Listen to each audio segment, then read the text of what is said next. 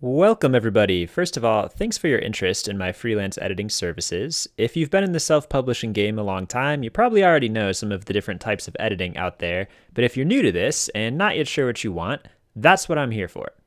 Instead of overwhelming you with too many options, I'm breaking this down into three big categories of the types of editing you may want.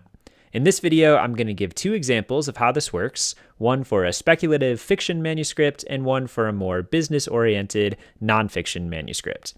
If you're looking for academic help, that's something different, so be sure to check the website for more details.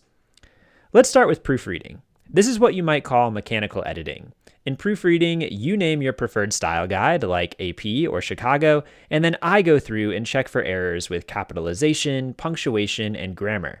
This really only makes sense to do when you're ready to publish. There's no point in carefully checking the grammar if you're going to cut the whole paragraph anyway. Copy editing is what most people think of when they hear professional editing.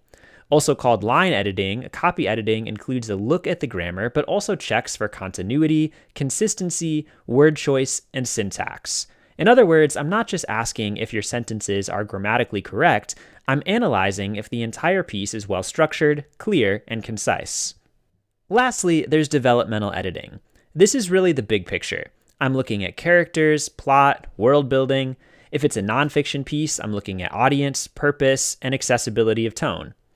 This is really a deep dive into what's not working with your manuscript, addressing those issues at a fundamental level, and making sure that the way you're thinking about something in your mind is the way that it appears on the page to the reader. This is the most time-consuming form of editing and carries a bit of a higher price tag, but many writers see developmental editing as an investment in their craft and a cultivation of their talent and ideas.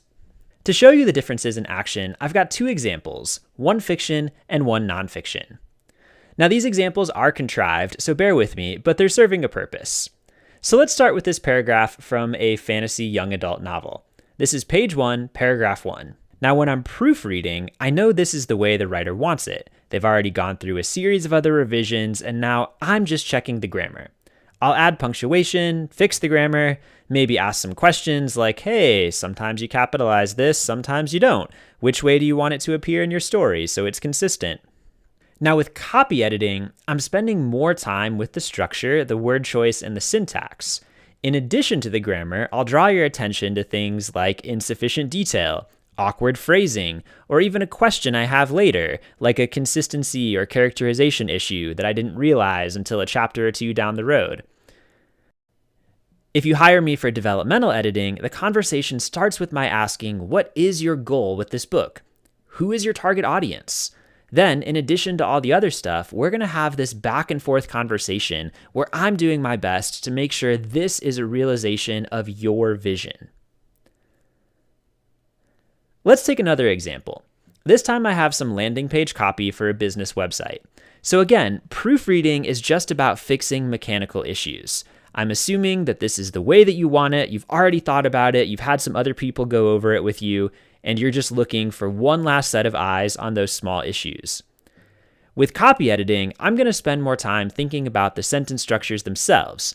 Especially for nonfiction, this is also where I'll do some light fact-checking, everything from making sure your links work to ensuring that you're reporting accurate information, or at least information that's consistent with other pages in the manuscript or on your website. Then, developmental editing is all that other stuff plus a deep dive into your goals and audience. If after hearing all this you feel like you don't quite fit into one of the boxes that I've described, that's okay. Sometimes you need a hybrid of these, or you don't know what would be most helpful. Contact me. I'm happy to provide a free sample for larger projects, and we'll work together to see what's the best fit.